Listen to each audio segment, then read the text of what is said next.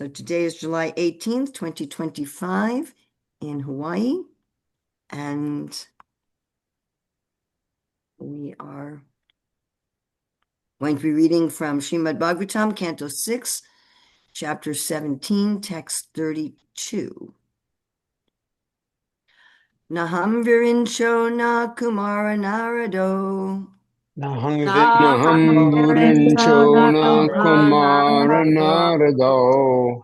Na brahmaputra munaya sureshaha. Na brahmaputra munaya sureshaha. Vidamayasye hitam amsakamsaka. Vedama angyehitam angshakamshaka. Natat swarupam pritagishamanina. Natat-swarupam pritam ishamaninaha. Na. Not. Aham. I, Lord Shiva. Lord Shiva. Virinchaha. Virinchaha. Lord Brahma. Lord Brahma. Na. Nor. Kumara. The Asvini Kumaras. Ashvini Kumaras. Naradao. Naradao. The great Saint Narada. The great Saint Narada. Na. Nor. Brahmaputraha. Brahmaputraha. The sons of Lord Brahma. Sons of Lord Brahma. Munayaha. Great saintly persons. Great saintly persons. Sura Ishaha. All the great demigods. All the great demigods. Vidama. No. Yasya. Of whom? Ihitam. Activity. Amshikaha. Those who are parts of the parts. Those who are parts of the parts. Not. Tat. Is. Swarupam. Real personality. Pritak. Separate. Isha. Rulers. Mahinaha. Consider themselves to be. So this is where Lord Shiva is speaking to his wife about how it is impossible to understand a Vaishnava like Chitraketu. And he's saying, we can't understand the Lord. How can we understand his devotees? Srila Prabhupada's translation, neither I, Lord Shiva, nor Brahma, nor the Asvini Kumaras, nor Narada, or the other great sages who are Brahma's sons, nor even the demigods, can understand the pastimes and personality of the Supreme Lord. Although we are part of the Supreme Lord, we consider ourselves independent, separate controllers, and thus we cannot understand his identity. Srila Prabhupada's purport, Brahma Samhita 533 states, Advaitam achyutam anadi manantarupam ajam purana purusham navayo vinamcha Vedeshu durlabham adurlabham atma bhakto govindamadi purusham tam maham bhajami.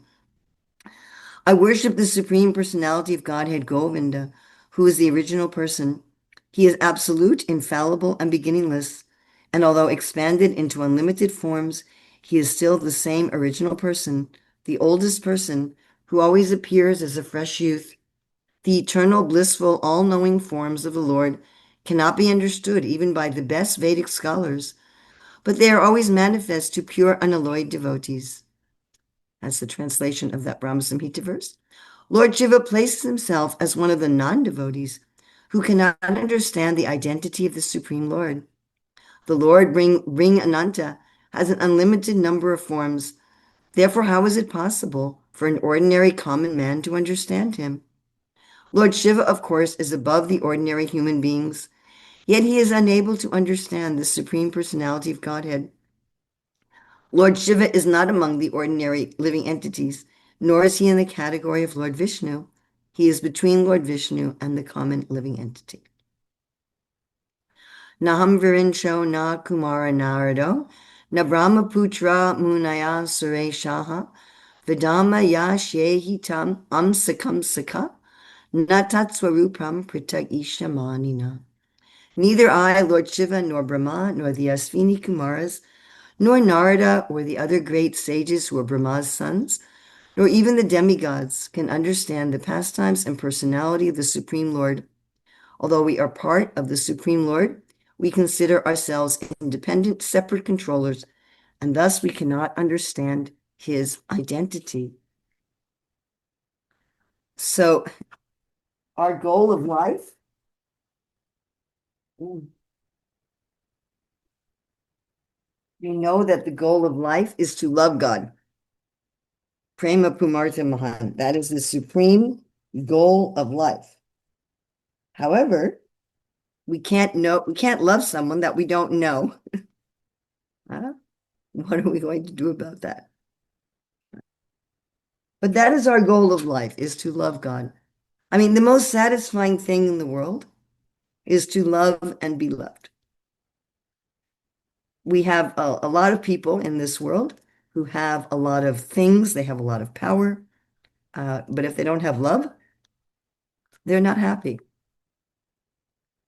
So many instances of people who are rich and famous and powerful, but nobody loves them and they don't love anybody, and so they're not happy. I always give the example of Hiranyakashipu, where he had the whole universe under his control, all mystic powers, no rival, but he wasn't happy. He was always intoxicated. He was always yelling at people for no reason. So he wasn't happy because nobody loved him, and he didn't love anybody.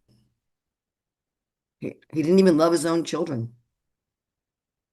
He only so-called loved his children when his children worshipped him. As soon as he had a child who defied him, he was ready to kill him. So the only thing that's actually makes us happy is love. And the most satisfying love is going to be love for the most perfect person. Because when we love imperfect persons, or we're loved by imperfect persons, then we are always somewhat disappointed that that person cannot fully reciprocate our love. So we want to love the most perfect person. As Sri Chaitanya Mahaprabhu says, it's interesting because this verse is often attributed to Srila Bhaktivedanta Saraswati, but it was spoken by Lord Chaitanya. This is from Anjalila 2037, explanation of the Shiksastika. Prema dana vina vyarta daridra jivana dasa kori vetan morti deha prema dana. Without love of Godhead, my life is useless. Therefore, I pray that you accept me as your servant and give me the salary of love of God. So again, this same theme that if we don't have love, our life is useless. And if we don't love God, we're not going to have a satisfying love. All right, but again, we can't love somebody we don't know. Lord Shiva is saying in this verse that nobody can know God. He says, I can't know God. Brahma can't know him. The Asvini Kumaras, Narada, the sages who are Brahma's sons would be like the four Kumaras. Even the demigods, no one can know him. We don't understand his identity. So how do we love someone we don't know? How is that possible? And nobody can understand God completely, not any of these personalities. What to speak of us? So is it possible to know enough about him to love him? Is that possible? Can we know enough about God to love him? All right, so we can only love somebody we know. It's only the only thing that's possible. I mean, what does love mean? if we're going to define love, a very difficult concept to define. So one is that we want the highest good always for that person. We want that person to have everything good, everything wonderful. And even more than that, we want to be the agent for that, at least to some extent. So I'm here visiting two of my grandkids in Hawaii, and I want what's good for them. If I see that they need something, I want to arrange it. That's how you feel if you love somebody. I mean, the opposite of that is envy, of course, when we want ill for others. And to want to be with that person. For those we love, we want to be with them, just like I've come here to be with them, taken so much time and trouble, and etc., to come here so that I can spend time with them. Just like the devotees, they always want to serve the Lord. Rishikesha Rishikena Sevanam Bhakti Ruchite. They want to please the Lord by their senses. They want their senses engaged in the service of Krishna's senses. And they want to be with Krishna. I mean, to the extreme of the gopis who don't even want to blink their eyes. So I don't think any of us have felt that much love for anyone in this world where we don't want to be separated from them even by a moment. And we're fascinated by those we love. We find, Srila Rupa Goswami explains this, that if someone you love does something ordinary, you can see it as wonderful. But when someone you don't love does something wonderful, then you discount it. Srila Bhaktisanta Saraswati gives this example of envy, that if you're told, oh, your childhood friend has become a high court judge, and you say, no, I knew him. No way he could become a high court judge. Oh, yeah, I saw him on the bench. Oh, well, then they must not be paying him. So the wonderful activities of those that you envy or you don't love, you discount them. But when you love somebody, sorry, I'm not feeling very well today. But when you love somebody, everything about them is fascinating. Everything, every little thing, how they comb their hair, how they walk, just like the devotees have as Udipanas, all these characteristics of Krishna, what kind of jewelry he's wearing, how his hair is, how his belt is on. All these things stimulate their love. And all these things are only possible when you know somebody. How can you want the highest good for someone that you don't know? I mean, maybe theoretically, just like, we may sometimes read in the news that there's floods or there's earthquakes somewhere, and we may give some donation to help those people. But we're certainly not going to be fascinated by them or want to be with them if we don't know them. And generally, when there's appeals, charitable appeals, or even newspaper articles about some catastrophe someplace, they'll focus on one person or two people. They'll make it personal. So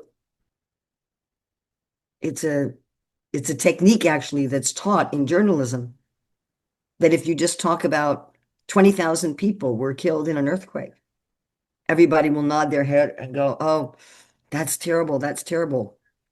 But if you focused on a particular person, oh, here was Sally Smith, and she was 20 and she had her life ahead of her and blah, blah, and you tell the story to get people to know them a little bit.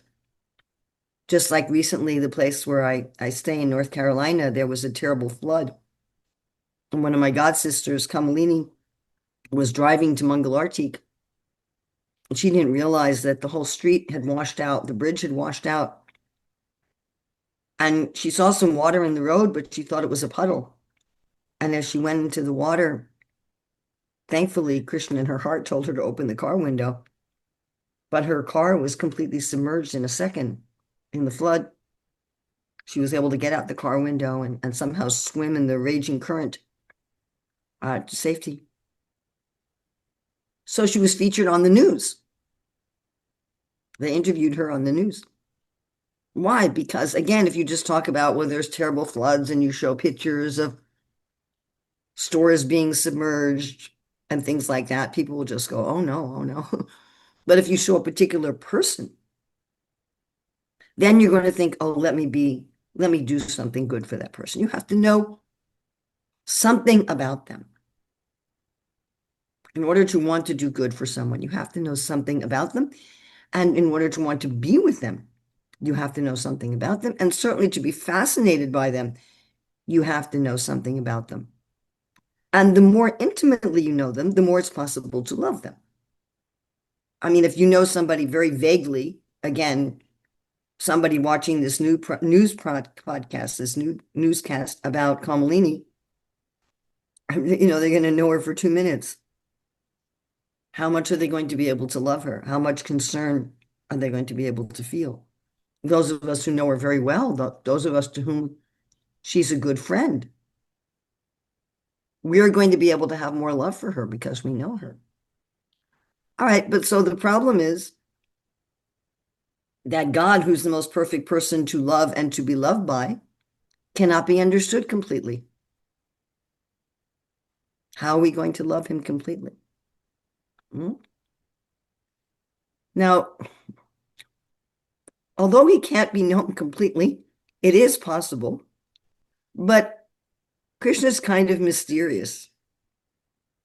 He's even always learning more about himself. We have the example, of course, of Lord Chaitanya.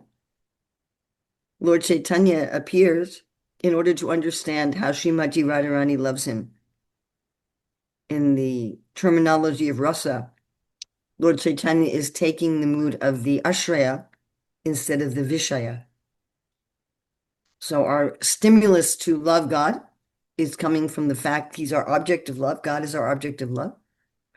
And we also meditate on those who love God, the ashraya. So here, Lord Chaitanya, he's moving out of the object of love to the lover of himself in order to understand the ashraya and in order to understand himself. We see that in this world, people are always fascinated to learn more and more about themselves. In fact, it's interesting when Maharaj Parikshit is hearing the story of how Lord Krishna expanded as all the cowherd boys and the calves after Lord Brahma stole them. And then the mothers and the fathers of the expanded Krishna, who looked like the cowherd boys, and the cows, the cow mothers of the calves that were actually Krishna. They had more love for Krishna in the form of their children than they had had for their own children. And Maharaj Parikshit was very bewildered by this. Generally, people love their own children more than they love other people's children. Why would they love Krishna more than their own child?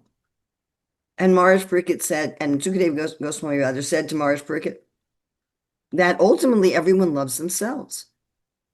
We love those connected with us, but ultimately we love ourselves. And Krishna is the self of the self. He's the super self. So ultimately we love Krishna. So we all love ourselves as part of Krishna, and we're all always trying to find out more about ourselves. We're fascinated by this. Anyone who can tell us something about ourselves, one of the main reasons people go to astrologers, to hear more about themselves. So this nature to hear more about oneself also exists in Krishna. He likes to learn more about himself. And just like even for ourselves, a tiny little part of Krishna, we have in today's verse, what is it? Amsa Astaka Amsaka, a part of a part. So we're just a little tiny part of Krishna, but yet we want to learn more about ourselves. We're fascinated by ourselves. We want the highest good for ourselves. We generally want to be with ourselves also. So Krishna also feels like that. He always wants to learn more about himself. And Srila Prabhupada says that Krishna is always expanding, and then his knowledge of himself is expanding, and he can never fully catch up. He's always somewhat of a mystery to himself. So we can't understand God completely because even God doesn't understand himself completely. He's always learning more about himself. He's always fascinated to learn more about himself. And we also cannot understand God completely because we're so small. However, love is fueled by knowing the other, but it's also fueled by mystery and discovery, which seem contradictory.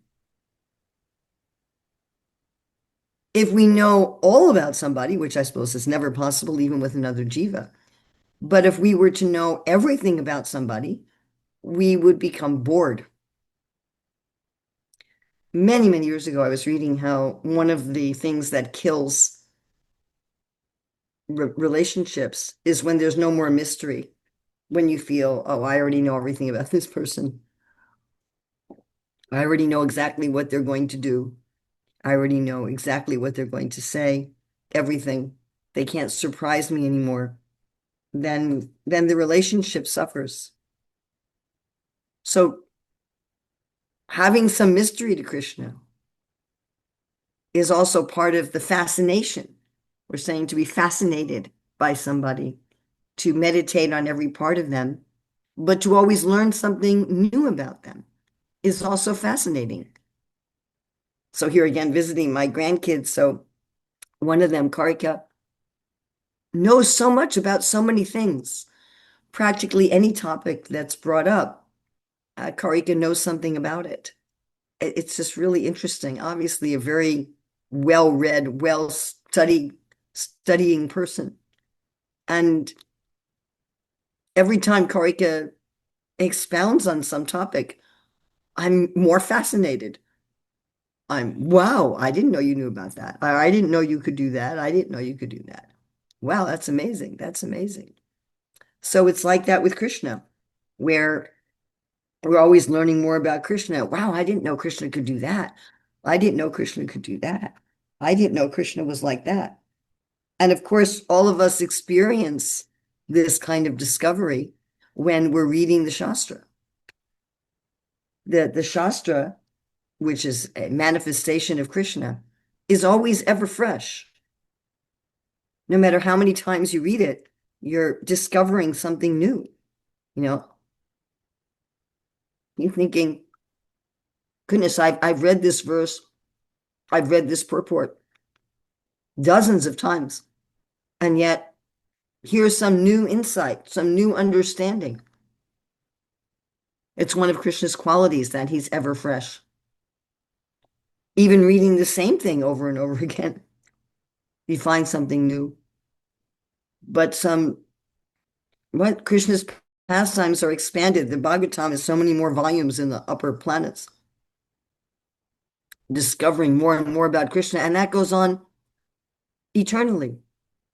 Just like Krishnadas Kaviraj explains how Krishna and the gopis are looking at each other and their beauty is always increasing. There's this competition of beauty, and it increases forever. That God is not static.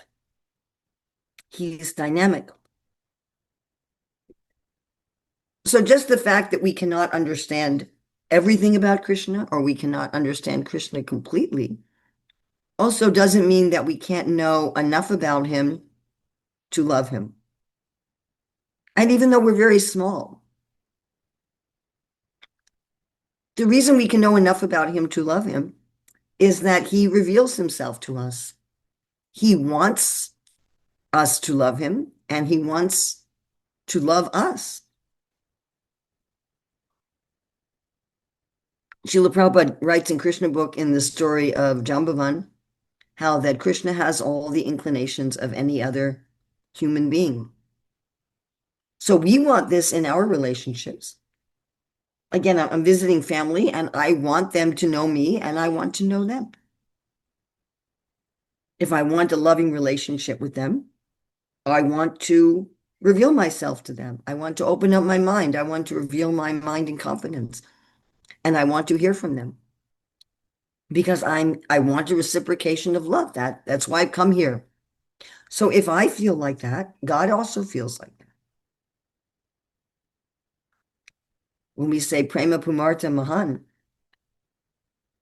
that's true for Krishna also. What Krishna wants is love. He doesn't really want anything else. It says, Patram pushpam pulam twayam yome bhakta prayatati tadaham bhakti paritam ashnami prayatatmana. He's willing to sell himself for a little bit of water. He's willing to sell himself for a little bit of fruit. A leaf, especially a tulsi leaf, but a little leaf, because he wants this love. So he's revealing about himself. He's giving us an opportunity to know him. Of course, he does this through the Shastra, primarily through the Shastra, where we read about all of his activities. We read about his qualities. And you just, you hear the Shastra and you're like, wow, I want to meet this person. I want to love this person. And of course, we learn about him through his devotees. If Srila Prabhupada hadn't come to the world, how would we know Krishna? Right? And throughout history, we think about great devotees like Narada Muni, who's bringing knowledge of Krishna to the world. All the speakers in the Shastra, great devotees who let us know about the personality of Godhead. And in any religion that you go to, there'll be some devotee saying something about the Lord. And he also reveals himself when we try to think about him, because he's in our heart. Ishwar Sarvabhutanam Hridaya Arjuna Tistati. So if we really meditate on him, if we take whatever we know about him and we discuss that and think about that. Machchitamba gata pranam bodayantas prastram katayantas tamam nityam trishanti charamanticha. If we are talking with other devotees about him and thinking about him, then tesham satata yuktanam bhajatam pritipurvakam dadami buddhi yogam tam yena mam upayantite. I give them the intelligence, Krishna says. Tesham evanukam partam ahamagena jamtamaha nasayam yatma bhavosto jnana dipena bashrata. Jnana dipena, a light of knowledge. He lights up within our heart and reveals himself to us. And we all have this experience. That as we're talking about Krishna, we understand him more and more. We're like, oh, wow, now I understand this. Oh, wow, now I understand this. And all these means, we'd already talked about, Shastra has these different layers. And from the devotees and from our own meditation, we get to deeper and deeper layers of understanding and revelation. And then we want to know more and more and more. And then Krishna reveals more and more and more. And then we want to know more and more. And as we know more and more, our love starts to grow. That we start to feel, oh, I just want Krishna to be happy. I just want Krishna to be happy. One of the biggest questions that I get as I travel is, how can I know whether or not I'm pleasing Krishna? How do I know what to do to make Krishna happy? That question itself is a sign of love. Of course, someone might want to make Krishna happy so that he'll give them something that they want. That's something else. But generally, it's a sign of love. Just like if we want to buy a present for somebody, we want to find out, what do they like? What will make them happy? Right? It'll be someone's birthday and we want to buy something. We're saying, what would you like? How can I make you happy? We want to go somewhere with someone we love. Where do you want to go? What kind of things would make you happier? We're cooking for someone. What would you like? So devotees are always asking this question. How can I please Krishna? What can I do to please Krishna? And always talking about Krishna and wanting to be with Krishna. We got the question the other day, it comes up this one doesn't come up that often. Should we want to go back to Godhead?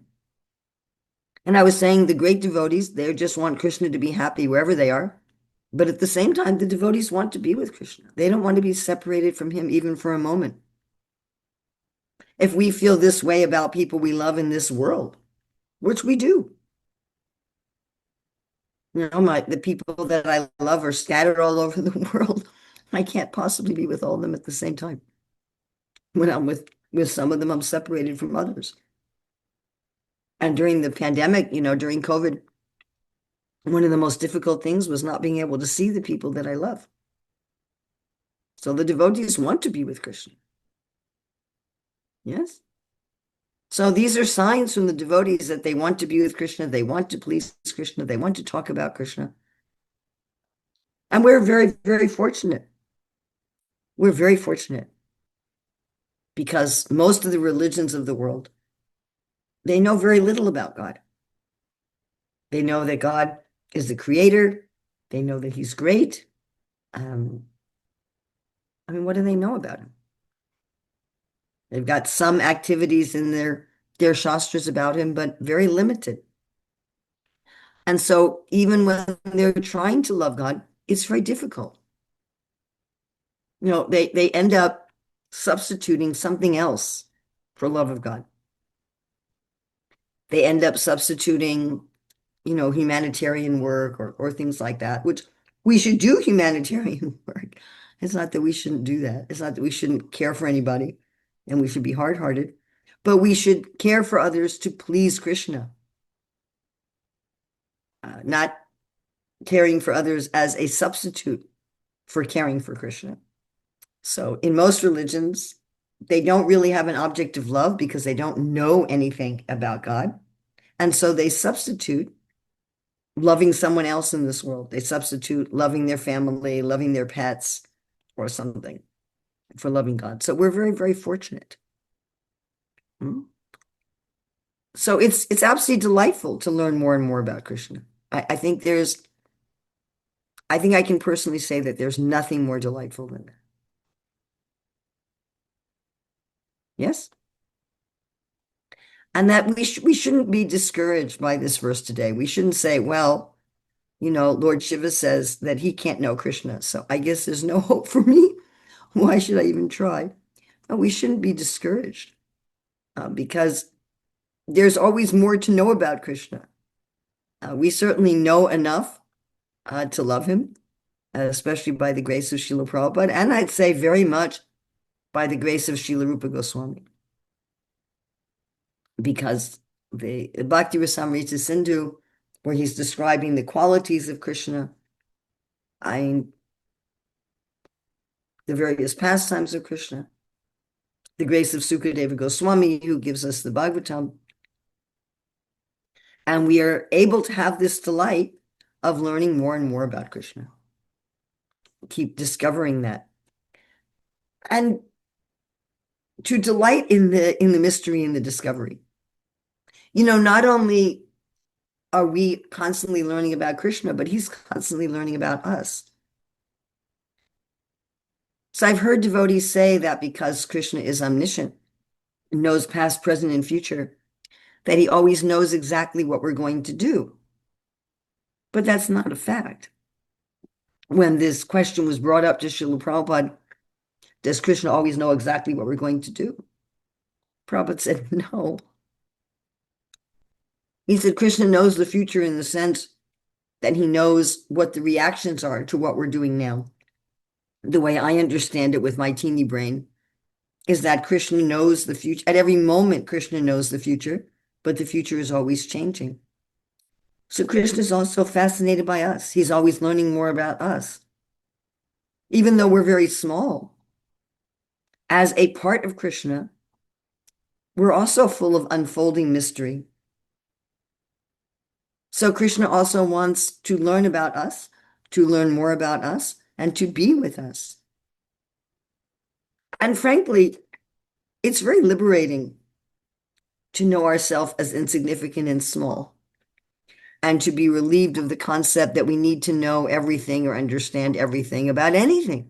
What to speak of about God? I don't need to know everything about God in order to love him. I'll never know everything about anything. I don't need to. I don't need to put myself in the position of the Lord. Huh. I can just be a little insignificant being. So we should, if we really want to achieve love of God in this life, if we want to achieve perfection, then we should relish learning about Krishna. Again, the more we know about him, the more we are going to love him. He is the most lovable. To study all of his incarnations, to study his manifestations in this world. So some of you may know, along with Kamala Sita, I wrote this book, Krishna Meditations, about how Krishna is the taste of water and the light of the sun. And the last few classes I've been listening to from Srila Prabhupada have been from the third canto. And Prabhupada keeps talking about this, how we should know Krishna in this world. Now, even if we don't want to follow sadhana bhakti, we should at least know Krishna in the taste of water. So how is he manifest in this world? To study more and more of his philosophy. The philosophy of Krishna consciousness is also another way to learn more and more about Krishna and to learn the glories of his devotees. Again, the context of today's verse is that Chitraketu astonished Parvati, and Lord Shiva is responding by, you can't really understand the devotees. And his point is, you can't really understand the Lord, and therefore you cannot really understand the devotees. So to learn more and more about the glories of the devotees. And if we do that and meditate on these qualities of Krishna and his devotees, his philosophy, his Shastra, while reveling in the fact that we are small and we're always going to be in a process of discovery, then our love of Godhead will arise very naturally as a concomitant factor. So does anyone have any questions, comments, additions, subtractions, corrections? Well, thank you so much for being with us. And thank you for a wonderful class. It's great to see you. We all miss your association. Yeah, I don't have not much to add. I can't even come up with a good question. You were so, everything you said was so clear. The one thought that crossed my mind, I remember back, actually it's quite a number of years ago, I met with a rabbi, and I earnestly asked him, because I wanted to know what is your conception of God? And not just him, but what in Judaism, what is the conception of God? I wanted to know. And his answer was that God was so infinite and so great, and we're so tiny, it's not possible for us to know God. And then I said, well, if God is so infinite and so great, then he should be able to reveal himself to anyone because of his greatness. Otherwise, he's not God. There's something he can't do. And sadly, the rabbi didn't get it. But anyway, at least I gave it my best shot. But it was interesting to see that how the philosophies were so void without a conception of God being a person, our ultimate love, the love of our life, the soulmate that we've been searching for billions and billions and innumerable lifetimes, looking for that soulmate. And he's available. He can reveal himself to anyone. That's his greatness. But thank you for your wonderful class. Yeah, thank you for that very good point. And it's something you run into. I mean, in Christianity, they have the sense of Jesus being God. So they feel that, well, we can know something about Jesus, and Jesus is God. So they have a little bit of that sense. But if you talk about God the Father to Christians, they're kind of blank. And the same with Islam and so forth. Balabhadra Prabhu. Hare Krishna, Mother. Thank you so much for your class. And not a hurry, but with that, we certainly did miss your association. But you made a statement that I never ever really heard before, and it's something that's come up from time to time as a philosophical thought. That is that whether or not Krishna knows everything about us, the Mm. idea that he doesn't know everything about us is rather it's inconceivable because it sounds almost contradictory to everything else we hear about how he is all knowing. Could you talk a little further on that? Well, we're How part does of Krishna. If Krishna is always learning more about himself, that would include us. Wow. wow? Wow. Yeah. And if that wasn't the case, he wouldn't find us fascinating. Oh, Oh, wow. so then, I mean, like, We are an infinitesimal part of the infinite. so then it's the proper understanding to say that we can actually surprise Krishna with something he didn't know.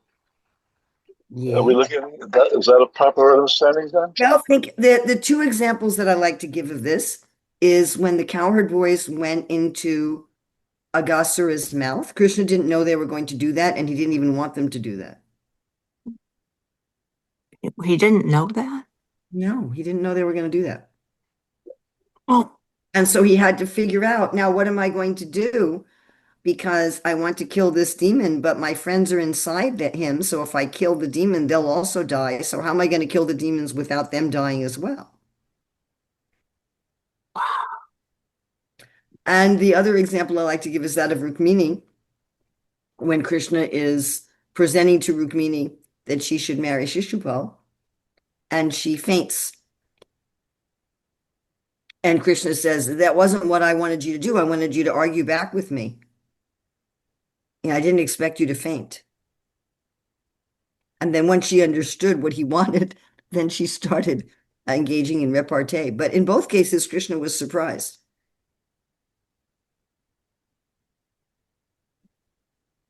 I have to admit, it's certainly a dimension of our philosophy that I've never entertained before, and I've certainly never heard from anyone else before. Just out of curiosity, one last point here on this very same topic. Uh, I don't remember hearing you saying any Shastric references to the to this concept that there's something about us that Krishna doesn't know. Is there a Shastric reference where they can point that out somewhere? Well, those two examples in Shastra, Krishna didn't know what his devotees were going to do. We have, of course, Krishna learning more and more about Srimati Radharani that he doesn't understand her. That's the whole Chaitanya Charitamrita. That's true. Yes. Is that good enough? I guess it has to be because, like, it makes sense, but yet at the same time, it's still mind-boggling because from the very beginning of one's coming to Krishna consciousness, one of the first things we learn is that we're not God, and that, Krishna is infinite, there's nothing he doesn't know. So all of a sudden comes this like postgraduate understanding that, well, actually, Krishna doesn't know what we're going to do next uh, because we can surprise him. It's just a Well, there's phenomenal. another evidence I can find for you, but you have to give me a second here because I want to read it rather than telling you from memory, and I could even pull it up on my screen if I can share my screen. And by the way, I'm not doubting anything that you're saying about this. No, It's no, just no, no, no, no. This is awesome. exactly what you're supposed to do. I tell people all the time that if you hear something you're not sure about, you should ask for the reference. That doesn't disturb me. In fact, that's again what. This is Ramananda, are you able to allow me to share my screen? Yeah, do you see it? Yeah, okay.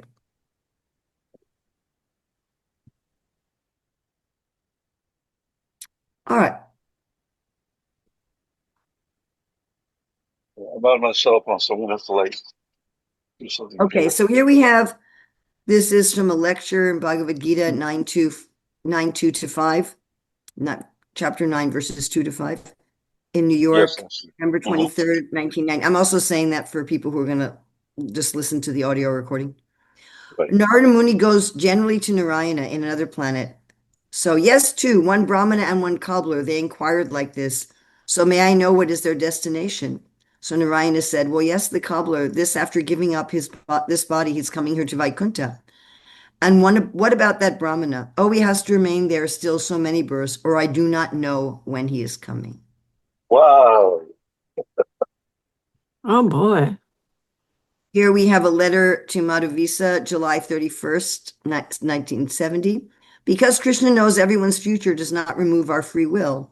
Someone may commit a theft, and if I know that, then I know that he will be captured and punished. That is knowing his future. But know that future does not mean he has no choice not to commit the criminal act.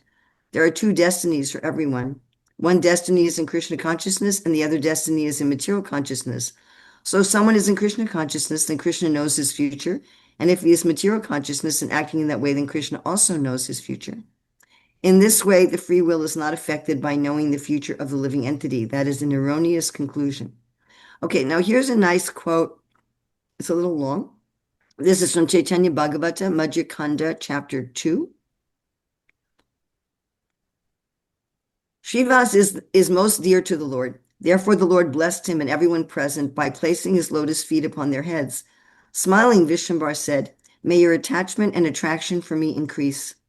The Lord spoke loudly like a roaring lion and addressing Srivas said, oh, Srivas, are you afraid of something? News has reached me that the government men want to capture you, and they have come with 2 boats. I am the super soul within everyone's heart. Thus I control and direct everyone's activities according to my sweet will. The king can only capture you if I, being situated in his heart, prompt him to do so. Yet if for some reason he acts independently and gives the order to capture you, then I will do the following. I will be the first to step into the boat and present myself before the king. Upon seeing me, do you think that he can remain seated upon the throne? I will delude him, take control of him, and drag him down. Should not this happen, then I will tell the king, listen to the truth, O king. Call all of your religious heads and judges to the court. Collect all of your elephants, horses, animals, and birds. Whatever creatures you have, bring them to your palace. Then order all of your Qazi priests to read from your scriptures and inspire the creatures to such a state of spiritual emotion that they begin to cry. When his priests fail to do so, then I will reveal my potency to the king. I will say, O king, on the instructions of these same Qazi priests, whose lack of spiritual power we have already witnessed, you want to forbid the congregational chanting of the holy name of Krishna. Now you shall see my power to the full satisfaction of your eyes. Then I shall capture a mad elephant and bring him before the king, along with other elephants, horses, deer, and other animals, and instantly make them all cry in ecstasy and chant Krishna's name. I will make the king and all his men cry and chant Krishna's name. I know that you don't believe that it is possible, but I will show you right now and you can see for yourself. The Lord noticed a small girl who was the daughter of Srivas Pandit's brother named Narayani. Lord Gaurachandra, the supreme Godhead, the super soul within everyone's heart, ordered the little girl, Narayani, chant Krishna's name and cry in ecstasy. The 4-year-old girl became extremely agitated with ecstatic spiritual emotion and cried out, "Oh, Krishna!" She began to weep, losing all perception of the external world. Tears streamed down her body and she fell to the ground. Smiling, Lord Vishnuvar asked Srivas, "Are your fears pacified now?" Vaishnavas will remember for many years to come how Narayani was a recipient of the Lord's mercy. So here we have you saying with this Qazi, he's saying in his heart, I will tell him not to arrest you, but he might do it anyway. So then I'm going to present myself before the king and drag him down. But if that doesn't happen, then I'll bring all these animals in front of the king and have them become ecstatic. So he had a plan A, plan B, and plan C, depending on how the king would respond. So it sounds to me like Krishna, it almost sounds like he's deliberately choosing to be ignorant on certain levels because he doesn't want to interfere with our free will. Well, Mm. I don't understand it like that. Okay. I understand it that because we're part of him and we have free will and we're a living entity, we also have layers of mystery and discovery just like he does. Right. Like That's amazing. that we're also dynamic. We're not static, we're dynamic. Just like it says that the beauty of the gopis and the beauty of Krishna is always increasing. Or everything about us is always increasing and unfolding. We're not static beings, we're not matter. Even matter is very difficult to understand everything about matter. Right. Even matter is mysterious. What to speak of a living entity? And it's just the nature of life that is dynamic and mysterious. So Krishna knows everything about us at this moment, but we're constantly unfolding and we're constantly dynamic. Like he knows everything about himself at this moment, but he's constantly expanding. And so his knowledge is catching up with him. So that way he knows everything, but yet there's always more to know. Again, we're part of him. If that wasn't the case, then it would be static and boring. Then you're talking about just like Brahman. But if we're persons, like Krishna is a person, I think about how Lord Chaitanya likes to read about Dhruva Maharaj and Prahlad Maharaj. And he's reading those stories of his devotees over and over and over and over and over again. Why? He's also getting new light from them, just like we are when we read. You know, you've literally opened up a new dimension of thinking on this whole philosophy of Krishna consciousness by the statement that we actually can surprise Krishna with something he didn't see coming or something like that. It's phenomenal. I've never heard it before today, I have to admit. Yeah, But because we're dynamic. Did I give you enough references so that you're convinced I wasn't oh yeah, I wasn't no, just you making it up? no, no, it was awesome. I mean, just the idea that we can surprise Krishna about something he didn't see coming, that is like, it's incredible. I'm sorry, it's just incredible. And it's not that I don't accept it, but it would make sense simply because there's no way we can fully execute and possess free will unless that aspect of reality was in place. Exactly. How, Exactly. You have got it. Also, we wouldn't be a person. We're an eternal person. And again, everything about Krishna is dynamic and always expanding. He's not static. He doesn't have a border around him. So that's why when Krishna goes from every repeats the same pastimes in unlimited universes over and over and over, it's going to be different each time? There's Or- always going to be some degree of difference, yes. Wow. There's going to be some way in which it's different. Yeah, because all along I thought, isn't that kind of boring? And There's no, different layers in it. Just like even if we're reading exactly the same pastime over and over again, we find different layers, we find different meanings, we find different understandings. yeah, So Krishna is also finding that in us. He loves us. If he loves us, he's fascinated by us. You can't say, I love somebody, but I'm not fascinated by them. It right. doesn't make any sense at all. Wow. Krishna Thank wants you. to be with us and is fascinated by us as much as we want to be with him and are fascinated by him. Again, we're part of him. We have the same qualities as he does. To a minute degree, but we still have the same qualities. I guess that's, as a dimension, like, look, for example, when Lord Chaitanya's having a conversation with Haridas Thakur or something like that, and he says to himself, how did he possibly know? Because like it's kind of like unusual that Lord Chaitanya wouldn't know how Haridas Thakur is going to answer the questions. But at the same time, he's asking himself, how did Haridas Thakur figure that out? You know, when it's talking about the glories of the holy name and his personal pastime with Haridas Thakur, it ends on that note. How did he do that? Yes. Now somebody might argue that this phenomena is on the pastime of rasa rather than tattva. But then you're going to, and I don't personally feel that way. Again, I feel that, as my understanding is, as a part of Krishna, we are in tattva dynamic. So that it's not that we're static and that Krishna puts himself in yoga maya to experience some sense of not knowing. And again, it's not that he doesn't know anything that exists at the present, but that we are dynamic. So in every moment, he knows everything, but we are dynamic. But even if one wants to argue that this process of Krishna being fascinated by us is en rasa, I think we would also have to discuss, is rasa a higher tattva?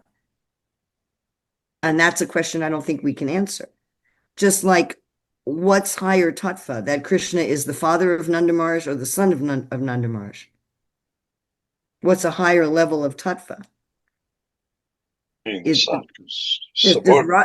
Does rasa actually exist is rasa a higher level of truth?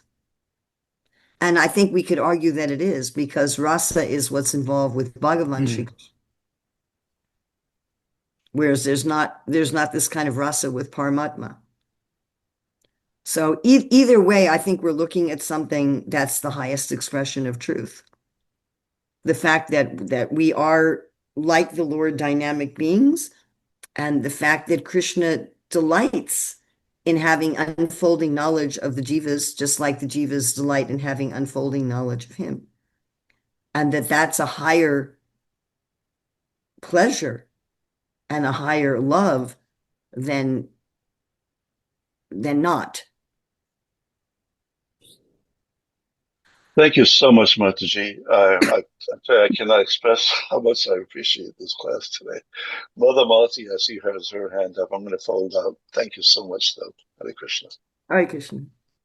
Oh, thank you, Urmila Mataji, for your association. Nice to have you back. Mata, I'm sorry if my question is not sensible, but I just want to ask you that if Krishna is fascinated with all his devotees, we love him, but it is intrinsic in our heart for we love him.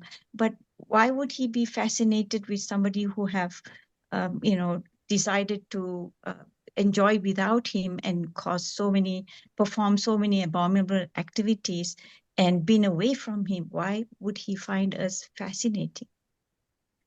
Well, just like even in this world, if a parent has a child who's rebellious, the parent still is fascinated by that child. Okay. You know, the love between the parent and child, I mean, in a normal, healthy person, is not diminished. They may keep themselves somewhat separate from them. You know, I met some parents one time whose child had become a heroin addict, so they wouldn't let the child in their house because the child would just steal. So they kept some distance, but they're still fascinated by them. They still want to know what they're doing.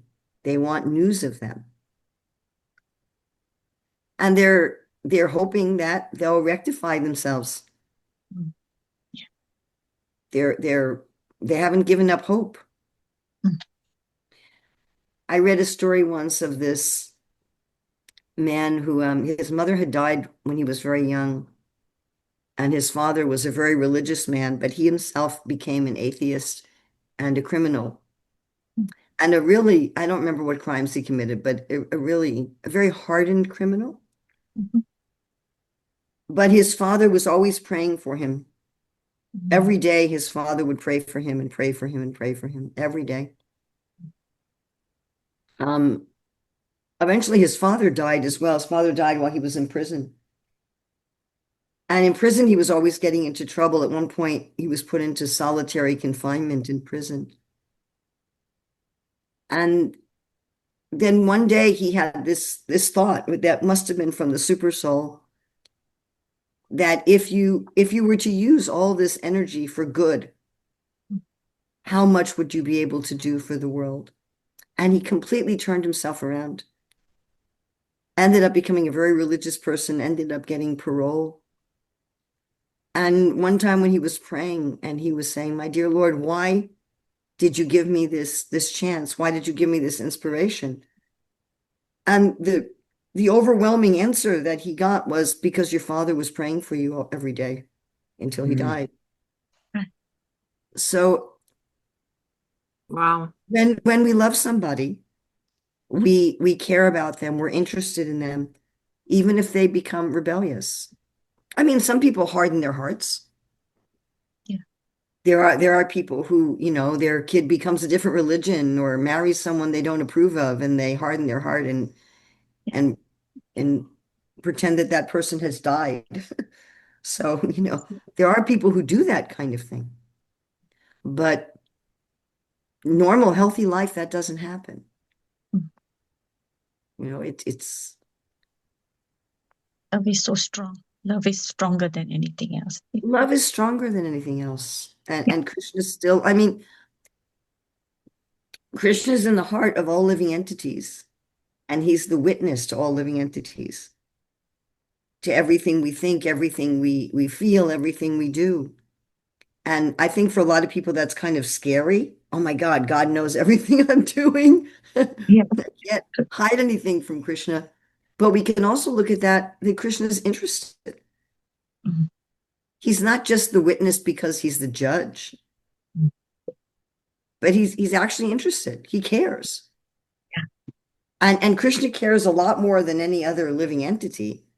I mean, Krishna cares about every single thing I think and every single thing I feel and every single thing I do. And I don't know of any other jiva who feels that way about me. I mean, most of my family members can't even remember in what part of the world I am at any given time. So, Krishna deeply, deeply cares about the living entities. And it's amazing that Krishna, that he deeply cares about living entities who have rebelled against him. It's hard Okay. to understand. Thank you, Mother. Hare Krishna. Hare Krishna. And Ramdas Abhiram Prabhu? Hare Krishna Mataji. I think Ramananda Roy was there before. Sorry, Ramananda was there. His hand was raised before. Okay, Ramananda Prabhu, yes? No, I'll wait for you. Ramdas Abhi Ramdas. Not necessary. It's okay. Please, Prabhu. Well, Oh. then neither of you are going to ask a All question. right, and I'll- fine. Then if he's not going to say, then Urmila Mataji, I think the last time you were here was about 2 years ago, at least, whatever it was. 1.5 years ago. Because there was. Okay. Anyway, I was close. So I was going to ask, can you please bring us up to date? What are your adventures? Where have you been? What have you been doing? Can you say something? Something. What are my adventures? What am I doing? I've been really focusing on working with our book Career Dharma and trying to fulfill Srila Prabhupada's desire to have a Varnashram college in every center. So I've been teaching about Career Dharma all over the world, and I've started to train people to be coaches in Career Dharma. So training devotees who can help other people to ascertain what is their Varna, what is their nature, how can they best make a livelihood. So we gave this training in Bhakti Center in New York, in Radhadesh, Belgium, in Melbourne, Australia, New Govardhan, Australia, Wellington, New Zealand, and Auckland, New Zealand. I just came from Auckland. And in September, we'll be giving this again in London, Bhaktivedanta Manor. Then in October at Govardhan Eco Village in India, near Mumbai. And then in November in New Vrindavan. So I'm working on that. And then working with two communities, Radhadesh in Belgium and New Govardhan in Australia, to try to structure the community according to Varnashram principles.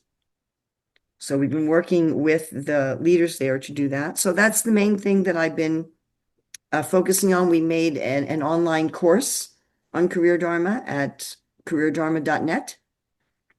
So we've had many people sign up for that.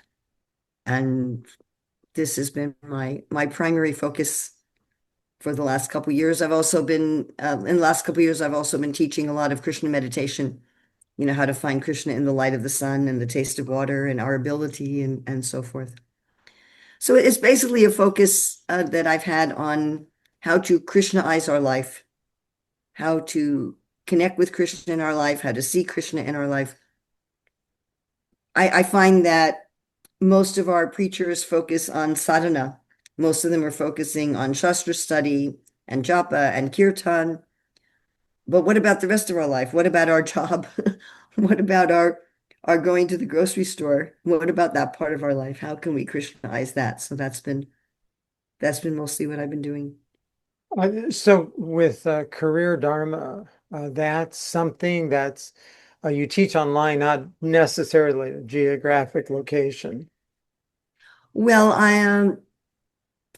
have an online course at careerdharma.net. So people can sign up for that course and take the course. That's completely like pre-recorded. So there's not a live component for that at all. I teach career dharma both in Zoom classes and in person all over the world. The coaching training I only do in person. I will never do that online. Yeah, I just looked this up. I had no idea it even existed. Just not keeping up on things. Well, there's so many things going on in the Hare Krishna movement. Pretty hard to keep up with all of it. Discover your true calling, prosper and make a difference. Yeah, and we also have on that site, I think it also lists like the upcoming events where I'll be training coaches or teaching career dharma. So I'll also be doing an on-site teaching of career dharma in New Vrindavan and in Noida near Delhi. So I'm sorry, I have not gotten your book, but so career dharma means utilizing the varnashram system to find a vocation that's practical in the world at present. Yes, yes, and then how to do that for Krishna. So the first part of career dharma, part one, is about how to find what is your own nature. The second part is then how to do your work as dharma. And the third part is what would an ideal society look like run in this way. So the third part deals with society. Ramdas Abhiram Prabhu, did you have a question? Hare Krishna Mataji, Dhanavad Namaste. Yes. So there's like it was mind blowing again with like Balabaja Prabhu said about this. Krishna doesn't know. So I wanted to ask a question based on something similar. So it's given also like how do we explain like when the jiva or like like for example there was one time that the temple I think it was in I don't know if it was in Africa, the temple was going to be attacked and the devotee know and he booked a ticket for himself and flew the deity out. I mean, how is that possible? I mean, that's one example, but there's so many different examples, not within devotional service as well, that people go to like you give this example of like the palm readers or those psychic people, and they reveal things, I guess, in a sense that no one else probably would know. How is it possible that they're knowing these information? Okay, so that's a very good question. So there are certain things in the future that are more or less set, but even that's not absolute. And people who are expert astrologers and, palm readers and masters of these arts of divination, they're in touch either with God or with the devas. And some things are set. Let's give a simple mundane example. That let's say you commit a crime and you are sentenced by a judge. So there are certain punishments that are set that the judge can't mess with them at all. It's like, you committed this crime. This is by law. the punishment that you have to get, and I can't change it. And then there's other aspects where the judge can say, well, the judge has some leeway about what punishment to give you. And then you can also, even if you go to jail, you can often be paroled early. So palm readers, astrologers, anything from our karma that's set, they can say that, okay, this is what's going to happen. If we've committed something in our past karma where the result is just set, that's it, that none of the devas can mess with it, then that's what's going to happen. Other things, there's some flexibility depending on what we do in this life. So an astrologer or a palmist can say, well, you know, this is the way things are going, but you could also have some adjustment. You can do some remedial measures. You can, you know, if you give charity to these people, if you do this or do that, then you can change what's in your future. So it's not that everything in this life is 100% predestined down to the minutia. If I overeat and I get a stomach ache, that's not predestined. That's an immediate reaction. So these people who can divine the future, they can tell you absolutely something that's set. Now, even something that's set, Krishna can mess with that, obviously, because we have karmani nirdahati kintu cha bhakti bhajam. Right? Yasrindra gopamatavendra mahosva karma bandhanu rupapalambhajana matanoti karmadi nirdahati kintu cha bhakti bhajam. So if we become Krishna's devotee, then even the karma that's set can be changed. Krishna can minimize it or Krishna can eliminate it. So we may have some karma that we would have to suffer for the next 200 lifetimes, and Krishna can eliminate it. And an astrologer might not be able to see that. And an astrologer might see, oh, this is what's going to happen to you. And it's not actually what's going to happen because Krishna messed with it. There's that story in the Bhagavatam where Vasista curses his disciple to take birth again, I think, as a Shudra. And the disciple, he's not affected by the curse and he just goes back to Godhead. So this is, you know, this is the power of God. Again, when I'm saying Krishna doesn't know, he knows everything in this moment. There's nothing that Krishna doesn't know. But we are dynamic and we are unfolding. And how we're going to unfold, he knows as we unfold. But that unfolding is surprising, if you can understand the difference between that. So at every moment, Krishna knows everything. At every moment, he knows everything about himself, and he knows everything about all his energies, and he knows everything about all living entities. But because everything is dynamic, Prabhupada said his knowledge is catching up with his expansion. There's this competition between his knowledge and his expansion, and that's true for all of his energies and all of his parts and parcels as well. Otherwise, there's no thrill. Otherwise, there's no rasa. Actually, another Shastric evidence is that Srila Rupa Goswami says that the Adbhuta rasa, the rasa of wonder, has to be present in any other rasa. That there has to be some degree of wonder in order for us to experience pleasure in anything. So there's this sense of wonder, of fascination, which is very much related to discovery.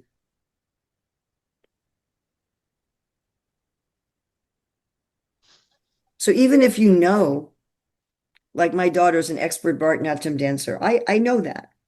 And even if it's a dance she's performed many times before, and I know how she's going to perform it, there's always still some sense of wonder seeing her perform it again. I can say I don't exactly know how she's going to perform it now for the 20th time. It doesn't feel boring to me. So there's this sense of fascination, yes, and discovery. How is it going to be this time? Does it say Srimati Radharani never cooks the same thing twice? I mean, I've often wondered, like, suppose Krishna wants to eat the same thing again. I'm sure she doesn't say, sorry, I can't do that.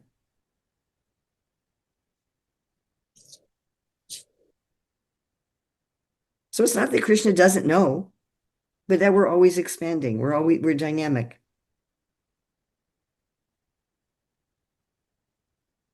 It's not that he's not omniscient. It's not that he's restricted in some way. It's that reality is always dynamic.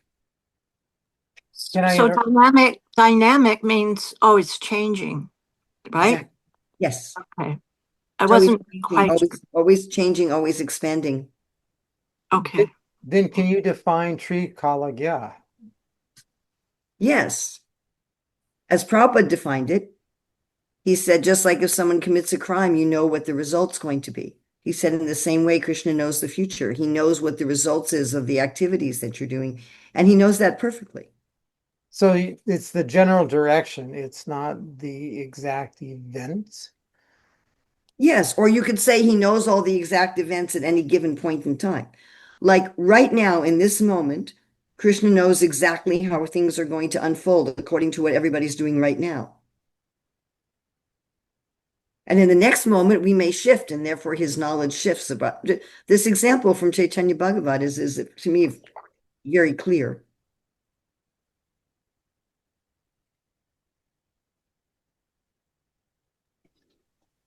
And Bhishma Dev, they use him as an example of what it is that you're saying.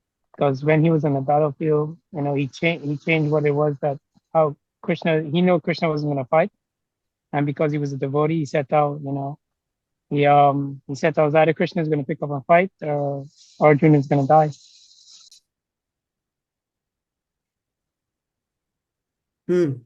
Yes. Without things constantly unfolding, there's no lila, there's no rasa. What about the verse in the Gita where Krishna says, Vedaham samatitani vartamanani charjana bhavishani chabutani mantuveda nakashchana. Krishna says, I know everything, Vedaham samatitani, everything in the past, vartamanani charjana, also everything in the present, bhavishani, I know everything in the future, chabutani, every living being, mantuveda nakashchana, but no one knows me. So I'm thinking, one thought, maybe I'm getting turning into too much of a Gyani, but both are true. I mean, it's just impossible to understand Krishna. He's too great. He's too far beyond us. But there may be a side of Krishna that does know everything. But there's also the side of Krishna that doesn't know everything in the sense. He knows everything, but the thing is always expanding. Yeah, that's he knows really interesting topic. He knows everything, but that everything is always expanding. See, we cannot even know Krishna totally in any particular moment. So he can know us totally in every particular moment.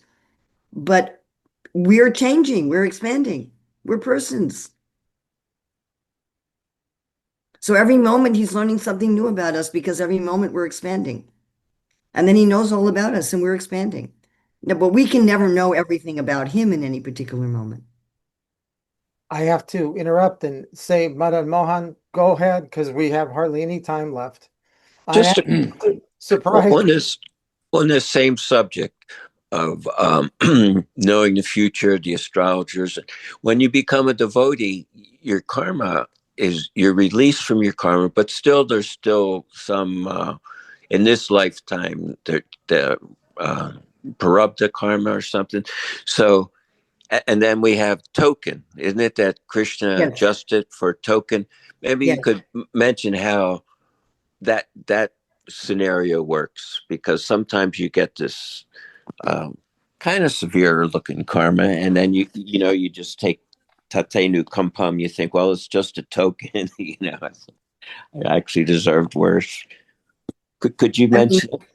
This is I'm not Yamaraj or Krishna to say how he works these things, but just a basic understanding is that things we no longer need to learn because we become devotees, we don't have to go through it all. Just like if we were eating meat before we joined the movement, I mean, why would you have to suffer for that? You have to suffer for that to gain empathy. If we've already gained empathy, why do we need to suffer for it? We don't. But there may be things even after taking a bhakti that we're still attached to, that we're still struggling with, that we still have a false ego about. So something that we had to suffer during karma because of our attachment. Is that the understanding when it says almost to nil, that there's still some stuff you got to work out? That's in a different context. Oh, okay. The Nasta Prayashu Bhadreshu, that's in the context of that one becomes fixed when a good portion of one's anarthas are destroyed. And Prabhupada would usually say 50%. When 50% of our anarthas are destroyed, then we achieve the state of being fixed in bhakti. But an artha means something that we're holding on to as if it's an artha, something that we think is valuable, but actually is not. And those are things that implicated us in bad karma in the past. So some of those karmic reactions may still be appropriate if we're holding on to some of these anarthas. Or if we're holding on to them to a lesser degree, it may be appropriate for us to get a similar reaction, but something more minimal than we would have had otherwise, because our attachment may have been greatly reduced by our engagement in bhakti. So we're predominantly, like a Brahmin is predominantly in the mode of goodness. So predominantly, so the nishta, more or less the big pieces have fallen off. Yes. Thank you. Nice to have you back. Thank you.